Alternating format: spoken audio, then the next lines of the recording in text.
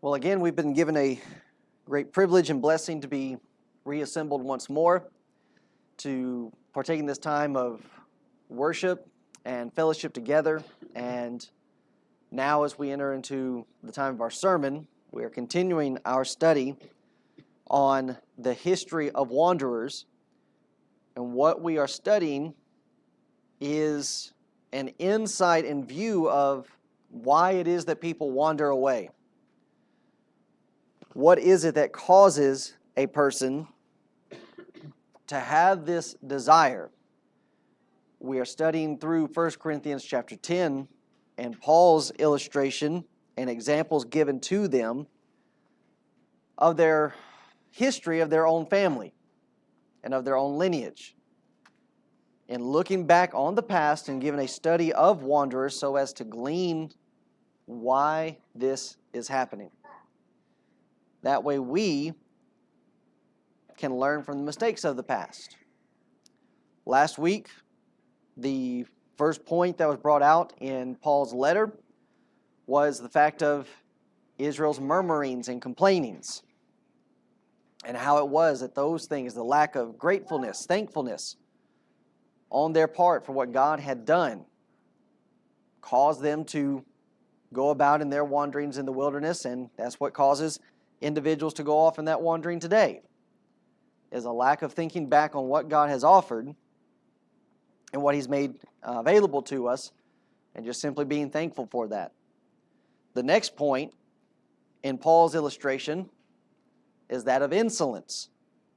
1 Corinthians chapter 10 and verse 9. Looking back on Old Testament Israel, he reminds of them, "Neither let us tempt Christ, as some of them also tempted and were destroyed of serpents." To tempt carries with it the definition to test, to scrutinize, and to discipline. But there's a lot more that comes from this one word and of a person being insolent. It is a insulting, contemptuous in speech or conduct, or simply being overbearing. As they were busy in tempting God, and we're going to look back into the book of Numbers and find some more detail as to what is transpiring here. What was it they were involved in doing so as to be said as tempting God and being found in insolence? When breaking this idea down, insolence is the symptom of something else. And even the murmuring that was taking place that we discussed last week is the symptom of something else. Why would somebody complain? Why would somebody murmur? Why would somebody be insultingly contemptuous in speech or conduct towards somebody else? We're going to find that it was their pride. To be insolent is to be proud, and it may suggest an assumed superiority or loftiness when we're thinking of one's pride. That an individual would be too proud to take charity. Also inside of insolence is the idea of arrogance. For one to be arrogant, it implies a claiming for oneself of more consideration or importance than is warranted. A conceited and an arrogant executive. And then the idea of being haughty suggests a consciousness of superior birth or position. Now, we can find all of those attributes, attitudes with the children of Israel. Haughtiness, superiority of birth. We're Abraham's seed. And that just makes us superior to everyone else. The arrogance for more consideration, that you're more important than others that are around. The pride that keeps one from being able to take charity because of this loftiness. And that lifted them to sit in judgment on how and what God was providing for them as they wandered in the wilderness.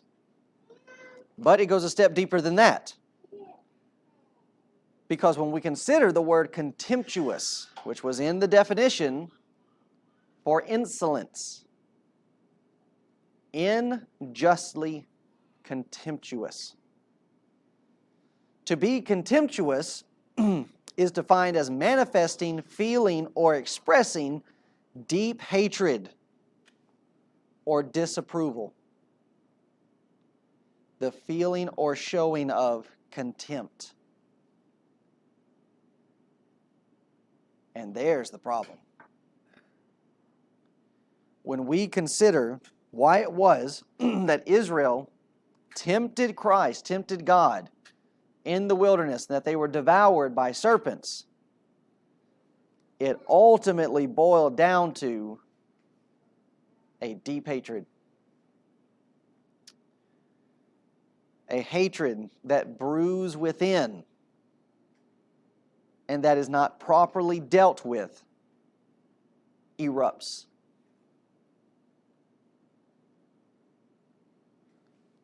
Now, there are passages throughout the Scripture, throughout the Bible, that give us insight that, in fact, there are some people that do, in fact, hate God. Romans chapter 1, verse 28 through 30. Even as they did not like to retain God in their knowledge, God gave them over to a reprobate mind. That is, a mind without proper judgment, to do those things which are not convenient, being filled with all unrighteousness, fornication, wickedness, covetousness, maliciousness, full of envy, murder, debate, deceit, malignity, whisperers, backbiters, and then that phrase, haters of God. It is fully possible for a person to have deep hatred, deep contempt towards God. That would then brew and erupt so that a person would end up speaking against and actually being in a position to try to test God.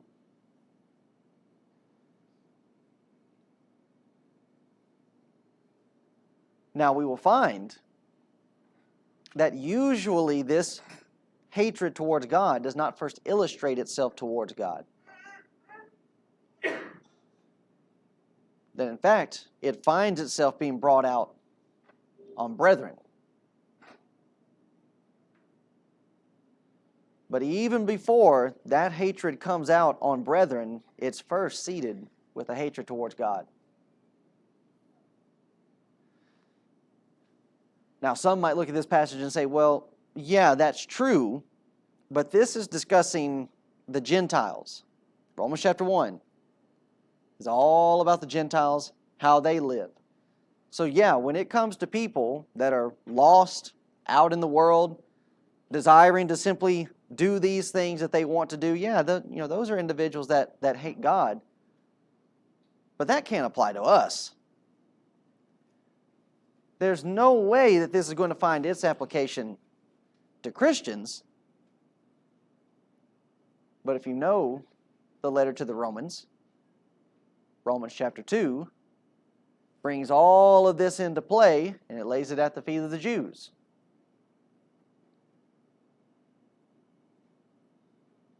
This can, in fact, happen to us, to where we can be, in fact, haters of God as well.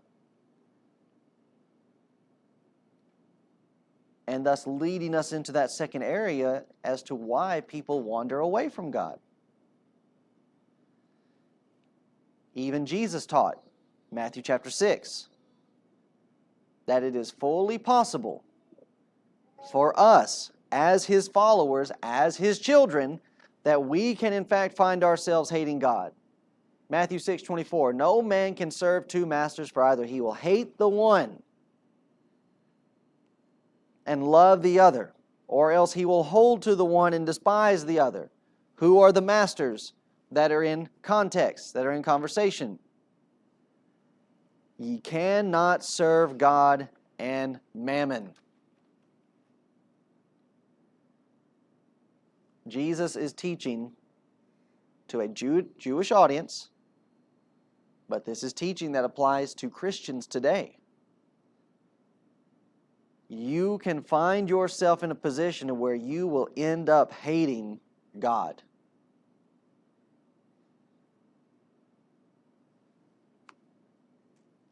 We can have that same contempt towards God. And if we do not address these things properly, they will never be fixed. But you just consider what it would take for a person to admit that, yeah, the reason why I'm acting this way is because ultimately I'm angry at God. Nobody would really want to admit this, because we would see this as possibly being in line with that unpardonable sin. Well, yeah, it's going to be unpardonable if you don't admit it, because you're not going to fix it. But even Jesus' teaching, this is fixable. Shift your love, shift your affection. Take it away from the things of this world and put it towards God. But when we consider, going back, as we said, Numbers chapter 21 and verse 5, where Paul is using this illustration and this history lesson as to why the people tempted Christ. Here's what we have. Numbers 21 and verse 5. And the people spake against God and against Moses. We're going to work our way backwards. Here's the problem. Here's what they did.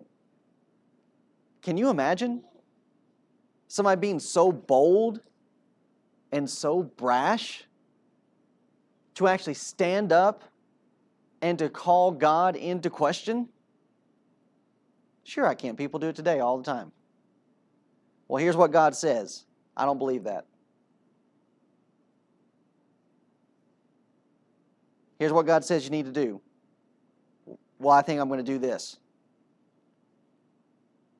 And time again, people have that type of behavior and that type of mindset towards God, and it's ultimately because they do not appreciate Him.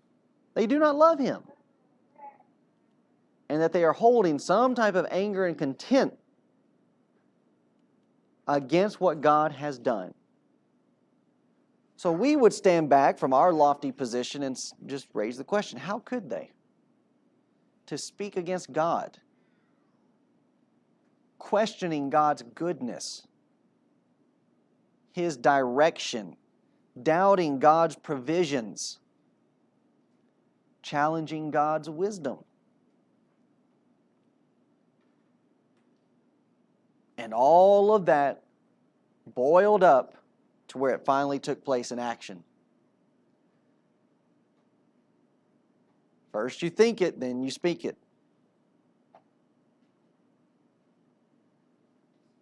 Well, where did this come from? What happened that they decided to take this route? Numbers chapter 21, verse 4. They journeyed from Mount Hor by the way of the Red Sea to compass the land of Edom, and the soul of the people was much discouraged. And why are they discouraged? Because of the way.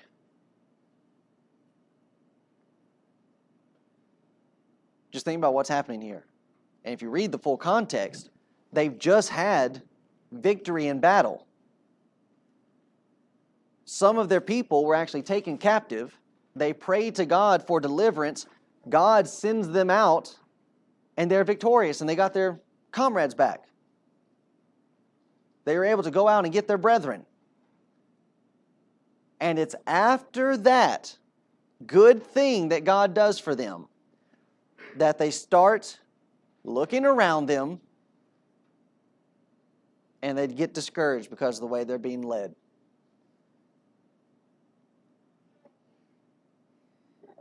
Here they are.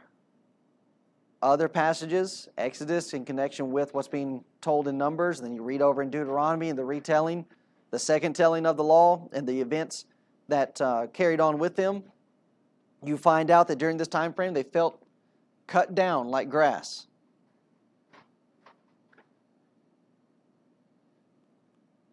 As though their feet are being swept out from underneath them.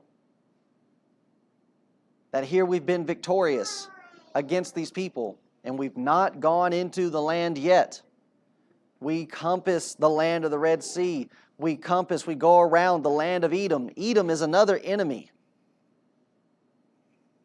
This is the bloodline of Esau. Oh, we remember what Esau did to Jacob.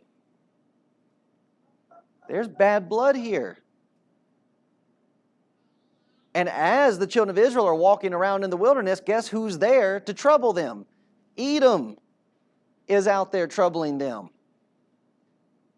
And here are the people, and they start looking around and they start questioning, why has God led us this way?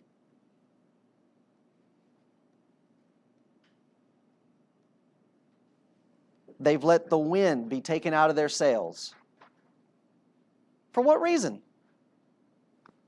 Because of the way. Really? That's why? Something so small as you don't like the route that God is taking? And they spake against God. Contempt. A hatred is brewing.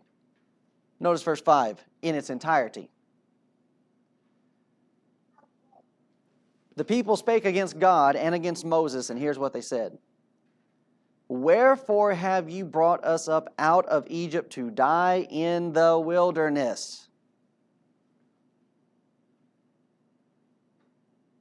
God just helped you win a victory. God brought you out of Egypt with a strong hand. God helped you to pass through the Red Sea on dry ground. Why in the world would you start then complaining, you've brought us out here to die? There's a hatred that's starting. There's an anger that's bubbling up inside of these people. And it's coming down to, we don't like the way God's doing this.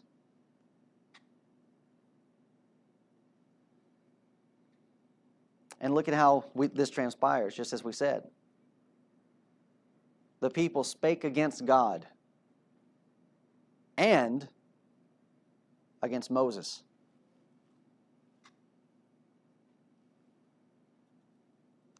First against God. That's where it starts. Then they spoke against Moses. So what does that tell you? They're not really mad at Moses. You're angry with God. And so that when we find ourselves in times like this, to where we are going through a certain way, and people are not understanding and they want to lash out at us, is it really us that they're lashing out at? No.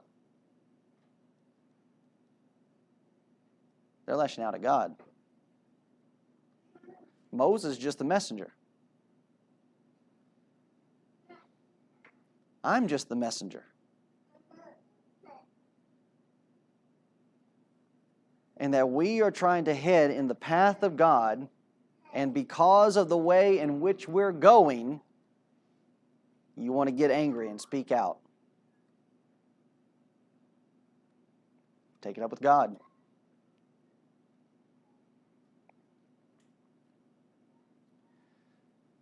With the question that they're raising, Wherefore have ye brought us up out of Egypt to die in the wilderness? Had God brought them out to die? No. They were going to die in Egypt. But God brought them out so they could live. Well, this isn't how I imagined it. This isn't how I pictured it going. Well, that's your first problem. When we're even considering the question that's being raised, where are they even getting this idea? You've brought us out here to die. They've just made it up. Well, why are we going around the Red Sea? Why are we going around Edom? This is not the way I would go. This isn't the way that I would do it. This is not how I would save the people. Well, no one asked you.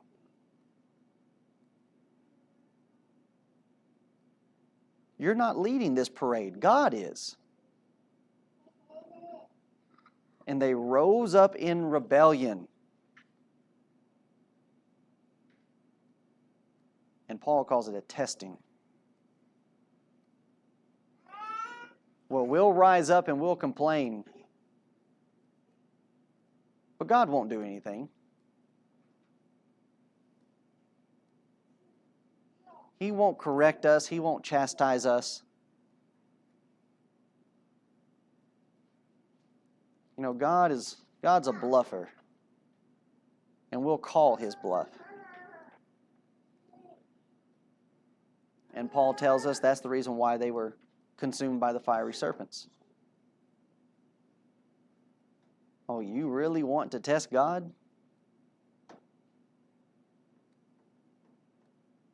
You can have it.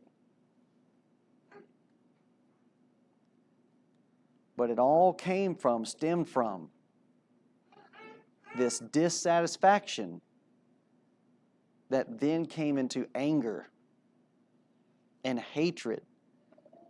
Notice, then they take it a step further. For there's no bread, neither is there any water. And our soul loatheth this light bread. Well, hold on a second. I thought you said there's no bread. So what's this business about the light bread? Which is it? Is there no bread? Well, no, there's bread. Okay, so you just don't like what God is providing. You see, they don't want to say that. It's misdirection. It's a bait and switch.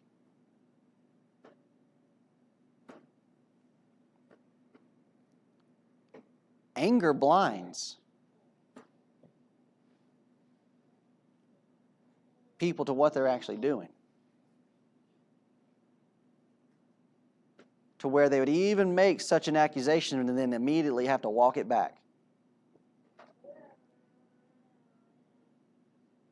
And that is the heart of it. So really what this is you're not happy with what God is doing and you think you can do it better.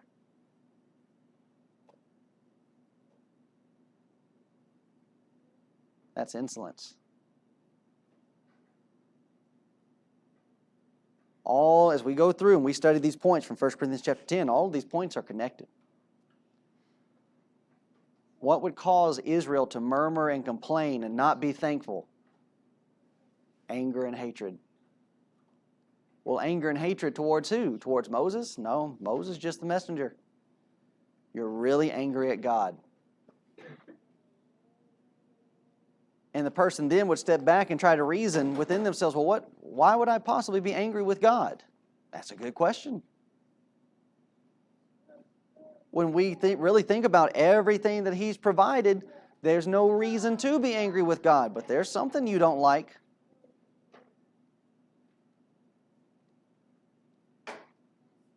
And that's what's going on here.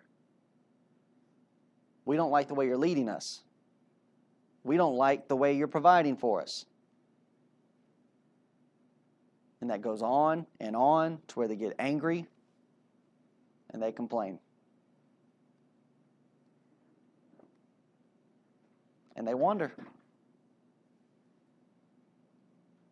They decide to drift off.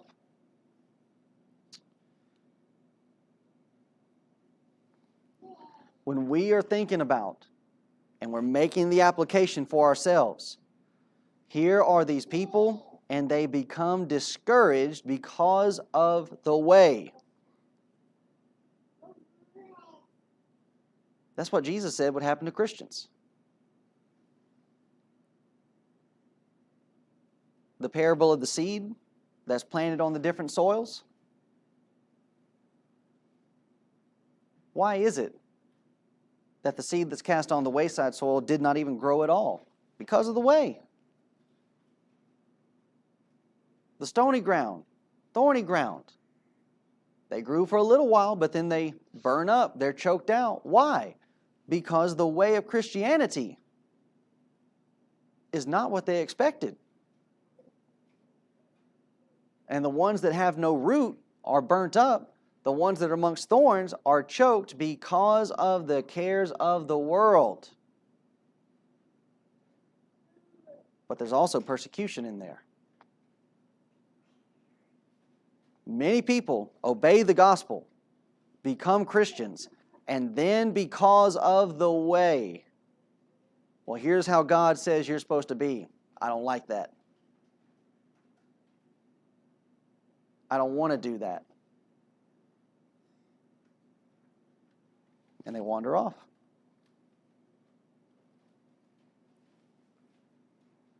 Life in general is treacherous.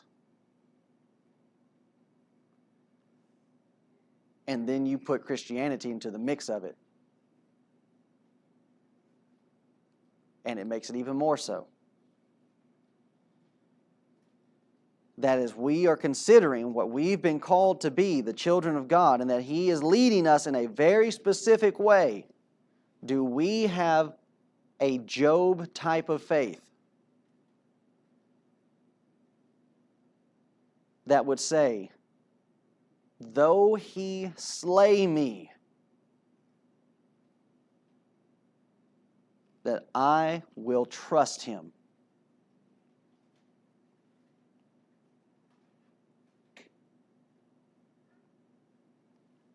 That even if God, in calling me to be a Christian and live in a certain way, that leads me to my own death,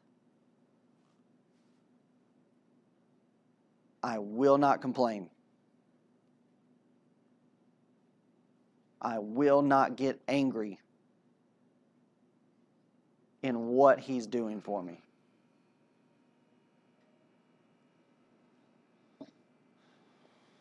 That takes a lot.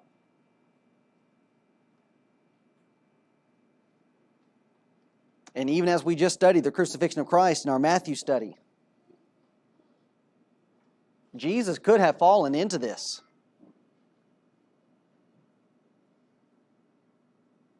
That instead of having the humble mindset in which He had, which was, if there is any way for this to pass, please let it, not my will, but thy will be done. He could have fallen into an attitude and a position of insolence. Father, what are you doing? What are you thinking? Why are you leading me down this way?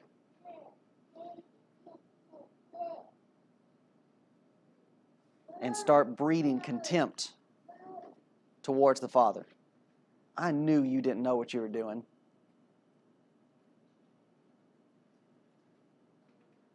This kind of stuff happens all the time. It for sure happens out in the world, but it happens in the church also.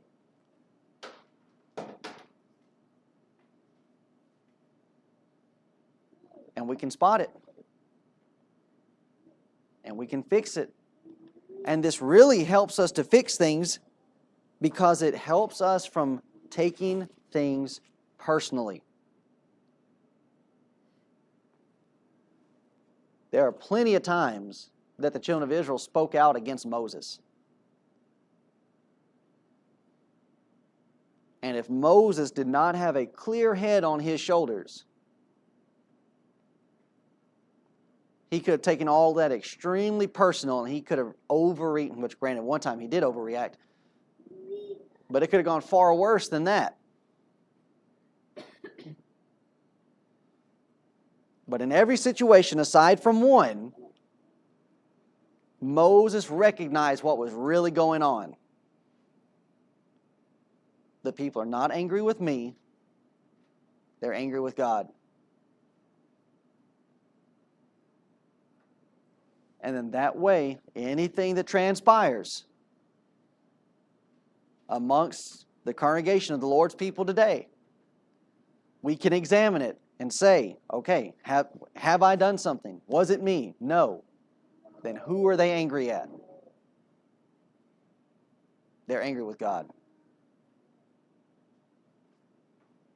And it takes us out of it.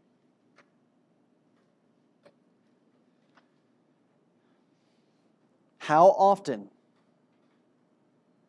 the frustrations of life, the hurts of life, confusions of life, the reverses of life, defeats of life, the deceptions of life, and end up putting us in the same position as the children of Israel,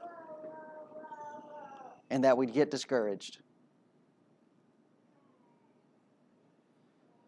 And because we're not properly analyzing what's taking place, that discouragement turns into anger, and the anger turns into murmuring.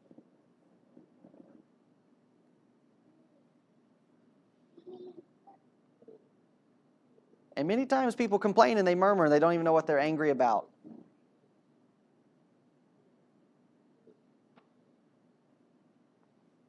But some self-examination in what is transpiring in life can bring us through to recognize, okay, this has happened. I wasn't expecting this to happen. This shouldn't have happened. And now I'm lashing out.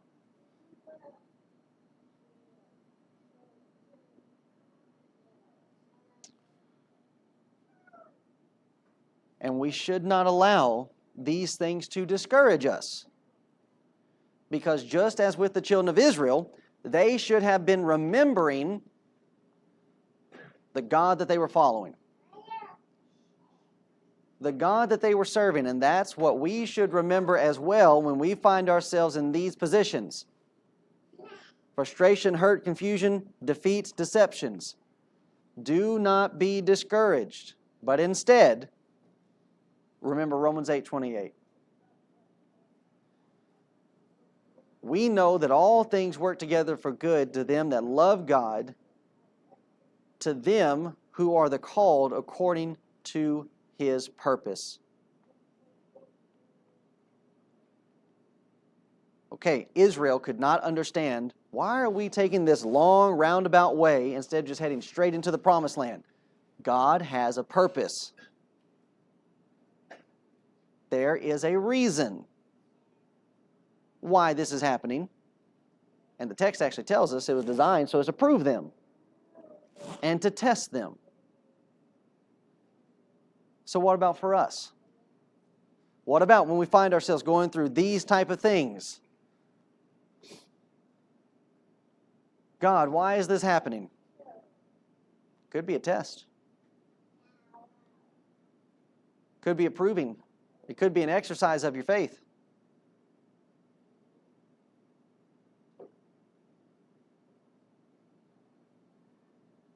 So we do not need to start allowing anger to come in and complaining to come in to where we would then decide, well, I'm just going to walk away.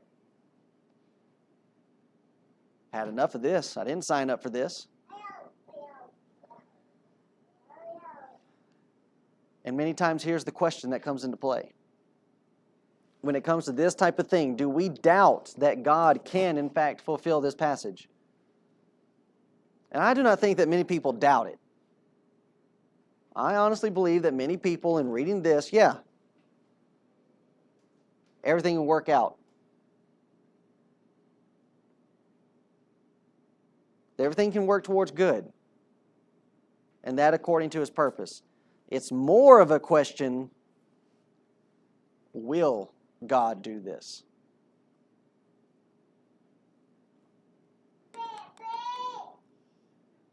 And that is where we have to suffer through it to find out. Joseph in Egypt to be reconciled with his brethren took around 17 years. All that worked out together for good. But buddy Joseph had to suffer through it to get there.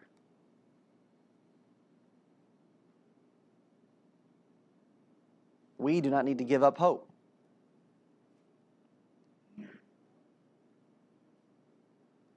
That though we are going through some difficulty now, we're going through some trying times now, and I'm not using that as a just form of example or just for the sake of illustration, we are going through some stuff.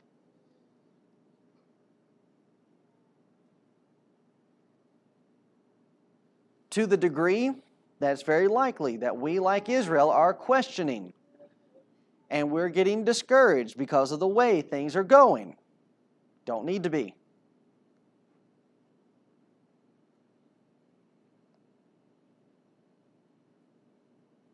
Because that discouragement will lead to anger, which will then lead to complaining and a walking away.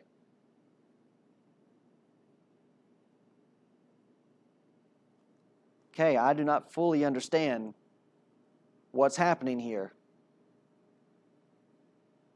But I know that if we keep going God's way, it'll work itself out.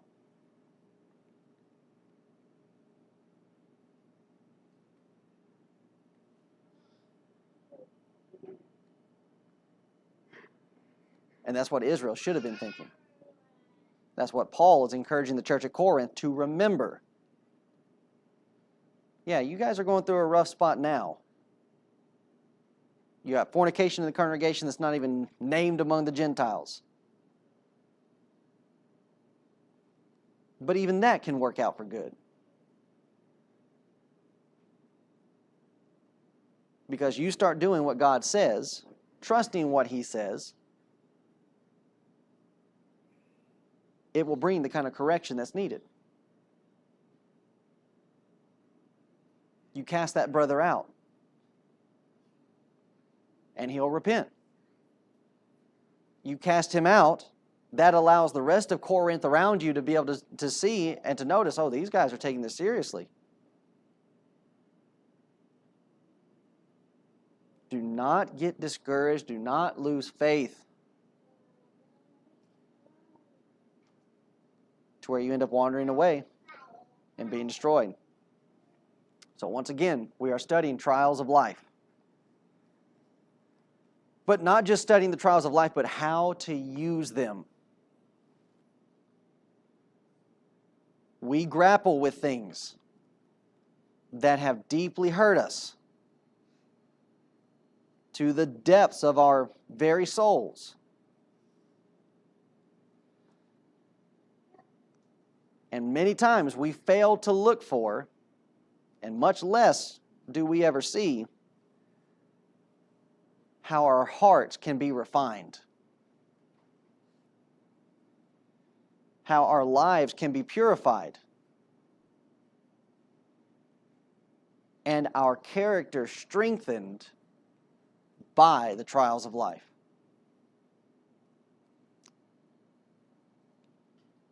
Why did they have to go this way? They're complaining, they don't understand, they're discouraged. But Exodus chapter 20, verse 20, we're told, and Moses said unto the people, fear not, for God is come to prove you. We are going this way to make you better. Deuteronomy chapter 8 and verse 2, and thou shalt remember all the way which the Lord thy God led thee these 40 years in the wilderness, to humble thee and to prove thee. Sure, there is a straight shot into the promised land, but guess what? You were not ready to go into the promised land. So I'm taking you this other route for the purpose of bringing you down a peg or two. Follow me, and to prove thee, to know what was in thine heart, whether thou wouldest keep His commandments or no. Now, if Satan could utilize the wound of life to cause them to question God's care. And for them to foolishly charge and accuse God, you didn't bring us out here to live, you brought us out here to die. That's a false accusation against God. If the devil can use all of that to do that to them, then the devil can get us so discouraged that we forget that God so loved the whole world that He gave His only begotten Son to taste death for all of us. That's how this happens. You forget. You stop thinking. You're caught up in the moment. And you let loose with your lips when you shouldn't. Indeed, Satan can blind us to the big picture of what's really happening by getting us to focus and keep our attention on things that annoy and hurt us. And then we forget. And that's really all this is. This is just a minor inconvenience. This is just a minor annoyance when you consider everything that's being done for them. You don't have to farm. You don't have to sow. You don't have to reap. Everything's laid there at your feet. Your wives, your daughters are not having to make you new clothes, make you new shoes. All of that's taken care for you. Your wives and your daughters are not having to go out to a well every day and draw up water. Water is being provided for you. But because of a minor inconvenience, we forget about all of that. And then we end up going to an extreme. God's brought us out here to die. Don't be so dramatic.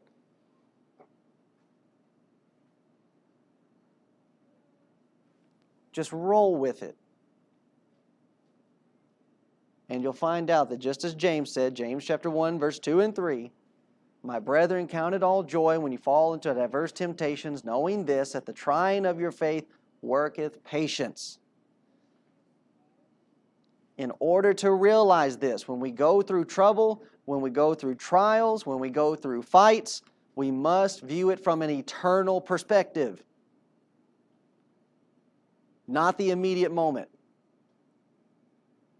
To be able to walk by faith and not by sight.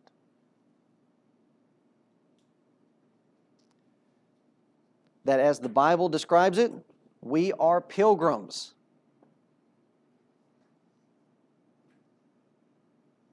We are on a pilgrimage. We are on a journey to our eternal home. And this journey is a proving ground. Are you worthy of it?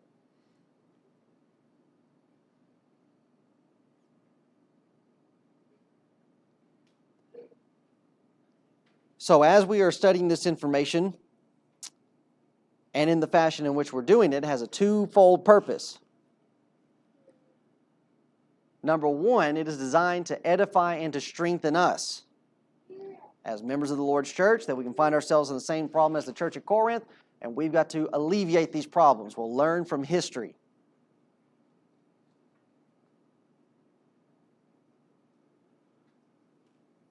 But as we mentioned in our Matthew study, and going through this kind of study, it should also give us the opportunity to breathe a sigh of relief. Because as we are going through this study about the ways of the wanderer, what is it that we are admitting? We are admitting that at some point, sometime, someone is going to fall. Somebody is going to wander away.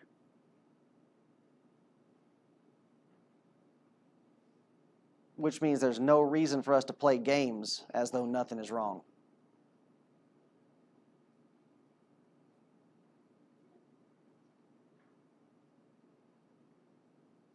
That if we are all studying this and we're all recognizing, okay, any one of us could wander away at any time, then what about when I come to you admitting, okay, I have this problem?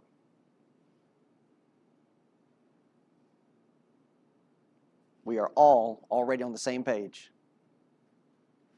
Okay, no surprise.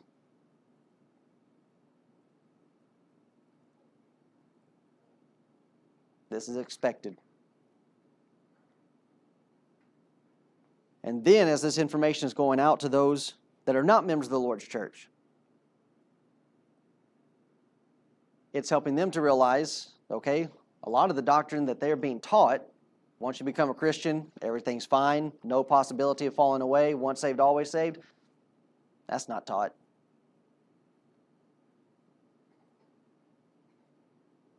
If that were true, then why would we have this kind of information in the New Testament? Why would Paul be writing to a New Testament church, warning them about repeating their parents' history and that they could be destroyed if they walked away from God?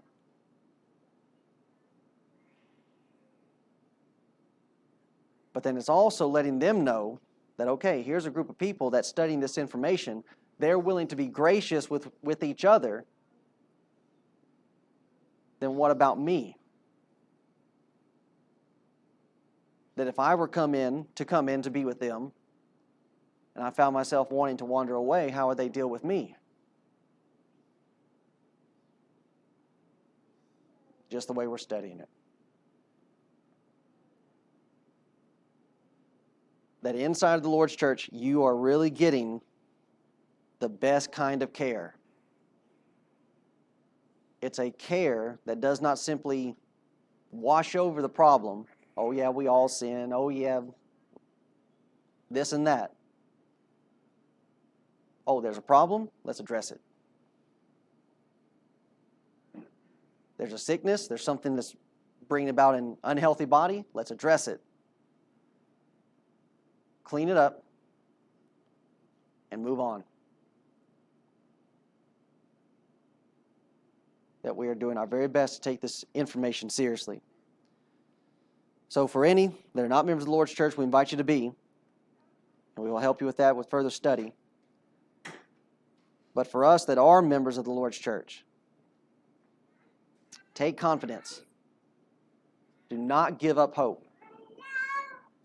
And that even with anything that we struggle with can be used for good and the strengthening of everyone.